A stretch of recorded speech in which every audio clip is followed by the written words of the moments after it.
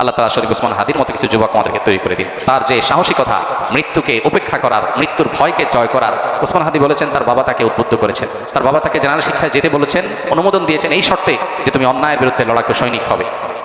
বিপ্লবী শরীফ ওসমান হাদির নীতি নৈতিকতাও আমাদের সবাইকে কাটিয়ে চলে যাওয়া সম্পর্কে কি বলবেন? দেখুন, ইসলাম আমাদেরকে সবসময় সৎ কাজের আদেশ এবং অসৎ কাজে বাধা প্রদান করার কথা বলে, অন্যায় অনাচারের বিরুদ্ধে অবস্থান নিতে বলে। ইসলাম আমাদেরকে বলে সবসময় আমরা নিজের ব্যক্তি স্বার্থের ঊর্ধ্বে অন্যের কল্যাণ সাধনে নিজেকে নিয়োজিত করব। ইসলাম আমাদেরকে বলে আল্লাহর রাহে নিজের জীবনকে নজরানা হিসাবে পেশ করার জন্য স্বপ্ন আমরা লালন করব।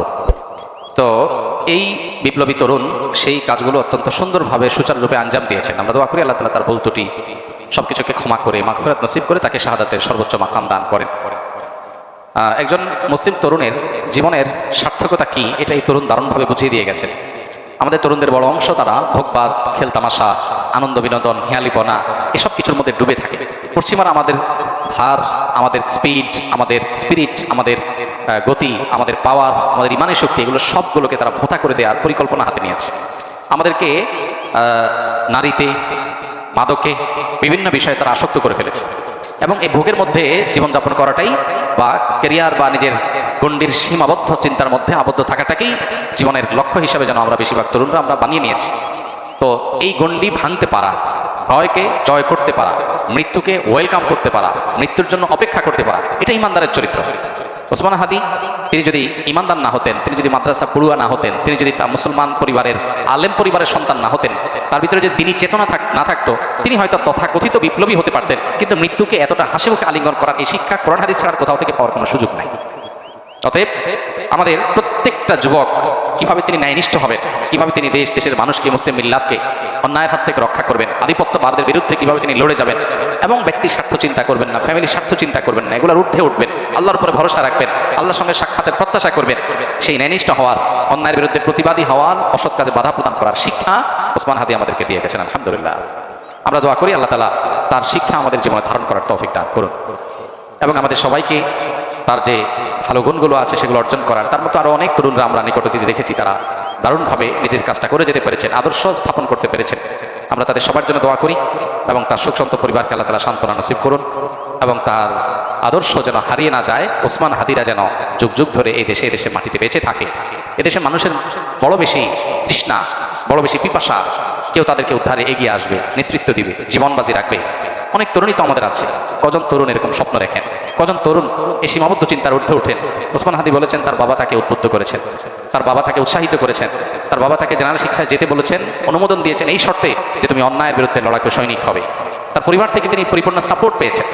তো কয়টা পরিবার এরকম আছে, কয়টা মা বাবা এরকম আছে যে বাবা তুমি ক্যারিয়ার গড়ে অনেক টাকা পয়সা কামাই করবা, অনেক বড় পদ চেয়ারে যাবা, আর আমরা ভোগবাদের ভিতরে থাকবো, আমরা সেগুলো ভোগ করবো, ভাবসাব হবে, সামাজিক অবস্থান হবে, এগুলো আমাদের টার্গেট না। আমাদের টার্গেট তুমি মানুষ হও, ইমানদার হও, আল্লাহ ভীরু হও, আল্লাহ ছাড়া কাউকে পরোয়াকারী হও না, সমাজটাকে পরিবর্তনের জন্য চেষ্টাটা করো। ইমানদারের সার্থকতা হলো সমাজ পরিবর্তন করার চেষ্টা যদি সে করে, চেষ্টা করতে না পারলেও আল্লাহর কাছে সব পরিপূর্ণভাবে পেয়ে যাবে।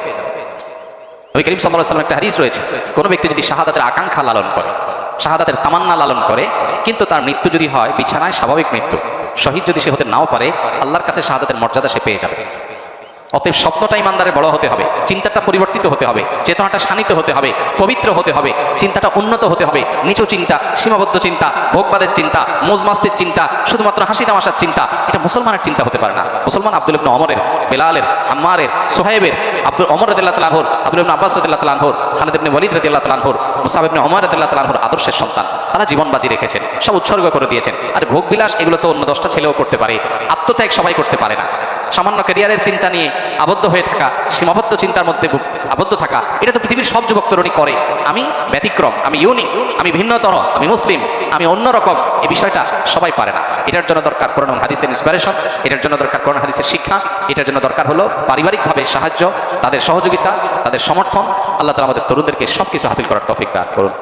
আমাদের এই সমাজটাতে অনাচার, অনিয়ম, আধিপত্যবাদের কাছে গোলামি করা, মাথা নত করা, বিদেশিদের কাছে নিজেদের সবকিছুর বর্গা দিয়ে দেওয়া, এই জিনিসটা আমাদের দেশে দীর্ঘদিন থেকে হচ্ছে। আমরা নামে মাত্র স্বাধীন হয়েছি, আমাদের চিন্তা চেতনায় আমরা স্বাধীন হয়ে উঠতে পারিনি। আমরা পরিপূর্ণ স্বাধীনতার স্বাদ ভোগ করছি না। আমাদের এখানে এখনো কান পাতলে চতুর্দিকে প্রতিটা ওয়াল থেকে মাজলুম মানুষদের কান্নার আওয়াজ শুনতে পাই আমরা। আমাদের এখানে এখনো ন্যায় বিচার প্রতিষ্ঠা হয়নি।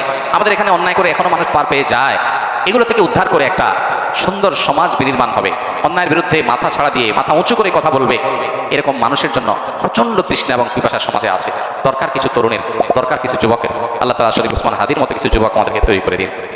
তার যে সাহসিকতা, মৃত্যুকে উপেক্ষা করার, মৃত্যুর ভয়কে জয় করার, ভয় পাওয়ার যে সংস্কৃতি আমাদের দেশে আছে, বাবা ভয় পায়, মা ভয় পায়, স্বামী স্ত্রী ভয় পায়, নিজে ভয় পায়, সবাই ভয় পায়, ক্যারিয়ারের ভয়, ব্যবসা নষ্ট হয়ে যাওয়ার ভয়, চাকুরির ভয়, এই ভয়কে জয় করার জন্য কলিজা লাগে। আল্লাহ তাআলা সেই কলিজা, সেই সাহসিকতা, সেই ঈমানের শক্তি আমাদের সবাইকে নসিব করুন। এবং আবারও দোয়া করি আল্লাহ তাআলা এই বিপ্লবীকে, এই তরুণকে তার ভুল ত্রুটিগুলোকে মাফ করে কিয়ামতের ময়দানে শহীদদের কাতারে সর্বোচ্চ সম্মানের সাথে তাকে শামিল হওয়ার তৌফিক দান করুন।